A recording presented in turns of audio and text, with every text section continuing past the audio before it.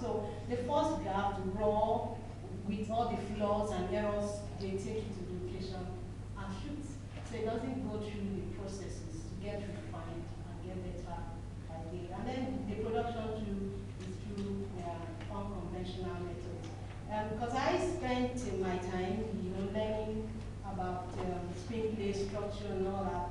So I was kind of shocked when I got into the labor market, and everything I kind of learned in the academic world, when I got there, they're not really interested. They don't care about first act, second act, third act.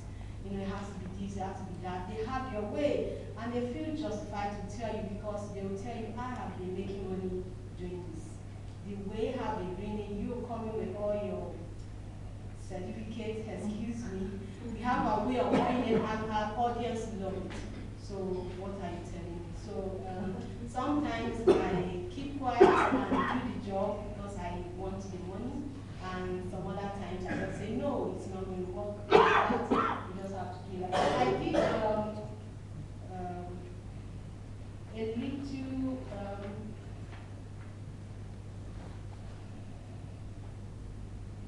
research on scripts that have been done by films that have been made, and then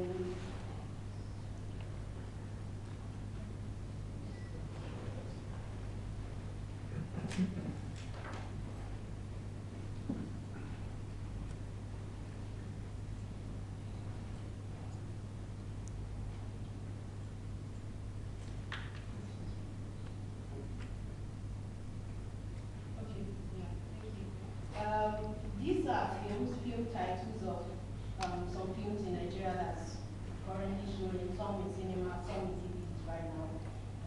Mine was Living Single, the screenwriter that wrote it, the educational background of the screenwriter, the number of drafts, the duration that it took them, does it have the classic 3-act structure that was taught, the dialogue, the director, the commercial success of popularity, and by that, I can't really tell the commercial, financial measure, because even they sometimes cannot account for it. But the popularity, how popular it is here, I can, that is not too hard to measure. Then the production here, okay, very interesting to discover that this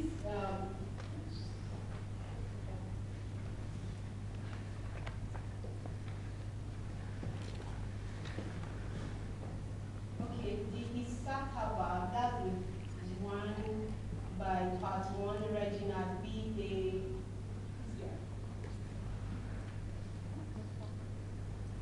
Okay, yeah, this man. He has a BA in theater arts, and he had no rewrite. And he said it took him 1 day to do it. He had the present, the structure is there, the dialogue is moderate, and everything. Interestingly, when he came out, it was a massive hit. It was fantastic, even though it took 1 day. So I'm kind of wondering, okay, can we get stuck on what it has to do with so many rewrites? It has to do with the number of days, duration that it took you to write. And at the end of the day, somebody who didn't do that, was able to achieve this feat, even with that, as compared to, yeah, some other ones were not too well, they didn't do too well in the market. But, well, this guy did very well. So my summation is, well, the truth is that it's good to have the training, like they say, know the rules before you break them. It's very important. But at the end of the day, I think what our method, this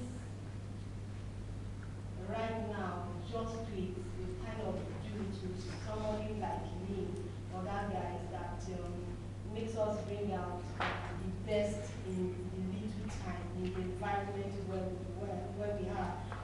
It stretches us beyond our limits, and we're still able to do something fantastic, even with the little resources of our environment. We succeed in spite of it, rather than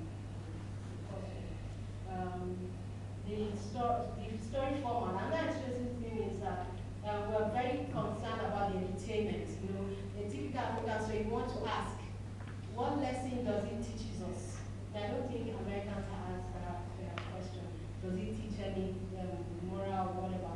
No, but in African storytelling, we are very, very particular about that.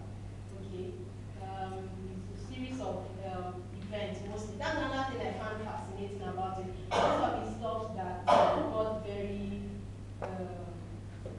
widespread, massive popularity. There are series of events on like one island, and people still love it. So, so what's is it an African culture? Are we okay with that? Because people love it. You know, and the one who look at it, and people who are professional knows the difference. Who are saying, who thinks, oh, this one, series of events, this one is a fantastic story and all that. But the audience, you know, one side of the audience, they enjoy even the series of events, so to speak, and they really don't mind. So evolving African film culture, will it really evolve? Yeah, I think so. But I think, I also believe that the other two will remain because there are two cultures, and I don't think you can really change people's culture.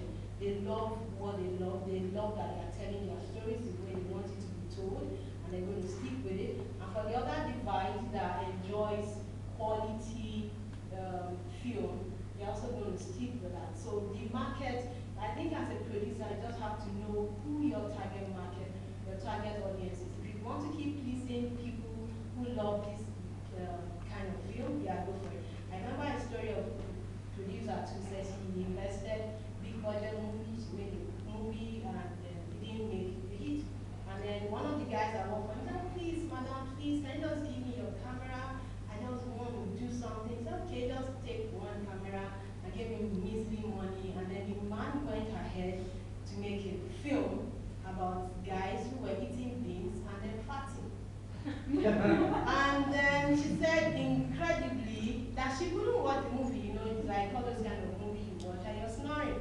And that the movie made the profit margin was more than what she did. What the guy did, the problem was enormous compared to she that invested so much, because there was a market for that kind of movie. People loved it.